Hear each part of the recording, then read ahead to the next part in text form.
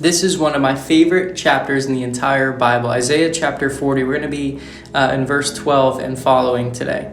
Who has measured the waters in the hollow of his hand and marked off the heavens with a span, enclosed the dust of the earth in a measure, and weighed the mountains in scales and the hills in balance? Who has measured the Spirit of the Lord, or what man shows him his counsel? Whom did he consult, and who made him understand? Who taught him the path of justice, and taught him knowledge, and showed him the way of understanding? Behold, the nations are like a drop from a bucket, and are accounted as dust on the scales. Behold, he takes up the coastlands like fine dust. Lebanon would not suffice for fuel, nor are its beasts enough for a burnt offering. All the nations are as nothing before him, and are accounted by him as less than nothing and emptiness. 4 times in this passage, there's a rhetorical question being asked: who has measured the ability of the Lord? And it says it in different ways. And the obvious answer is no one. No one can comprehend the mind of the Lord. And this is spoken of in Romans chapter 11 by Paul. He says, who has known the mind of the Lord? Or which man taught him the understanding? For from him and to him and through him are all things. And his ways are so higher than our ways.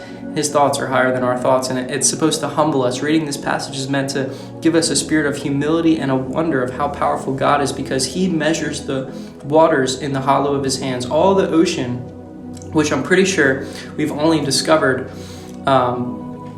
there's still 70% of the ocean that's undiscovered.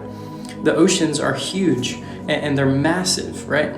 And, have you ever looked out on the horizon? You can't even come to the end of it, of how big the oceans are. And the Bible says God has measured that just in his hand. His own hand is just, the oceans is just a little piece in his hand. And it says he marked off the heavens with a span. The heavens, which even scientists, the light years that are in heaven, they can't even comprehend them. And God says he's marked it off with a span. That's from your thumb to your pinky. That's how big a span is.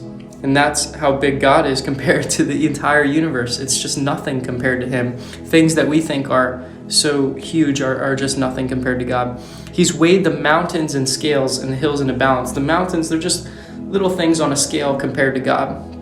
Who has measured the Spirit of the Lord? Or what man shows him counsel? You cannot measure. You see, God has measured off everything and created everything. With his wisdom, he created the heavens and the earth. And even this tree, look, like the creation is just evidence that God is real. So then he says, who has measured the Spirit of the Lord? And the obvious answer is no one. What man shows him counsel?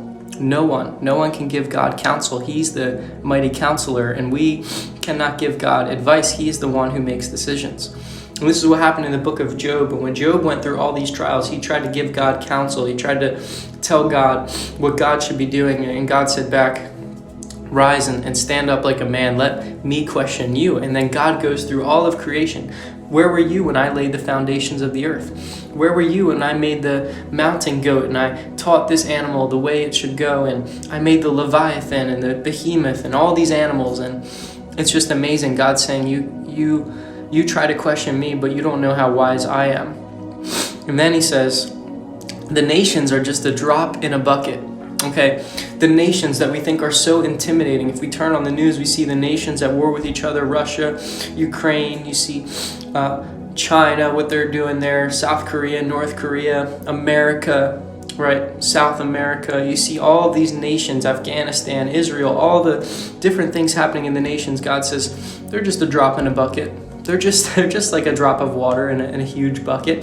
That's how small they are, and that's how powerful God is compared to even the mighty kings and rulers of the earth. God is the one who's powerful. It says they're accounted as dust on the scales. They're just dust on the bottom of a scale. They don't even have weight compared to God. He says he takes up the coastlands like fine dust. The lands by the coast, the coastlands, they're just like fine dust. Lebanon would not suffice for fuel. And Lebanon was where all the trees were. Those were where the Lebanon trees were used to build Solomon's temple. And the Lebanon was famous for having these mighty trees. And he's saying all the wood from all of those trees in the world would not be enough for fuel, nor are its beasts enough for burnt offerings. You see, even all the offerings we could give back to God, they're not enough to satisfy him, because he is so holy and so worthy. All the nations are nothing before him and are counted by him as less than nothing and emptiness. It's basically saying the same thing over again. The nations do not compare to the power of God.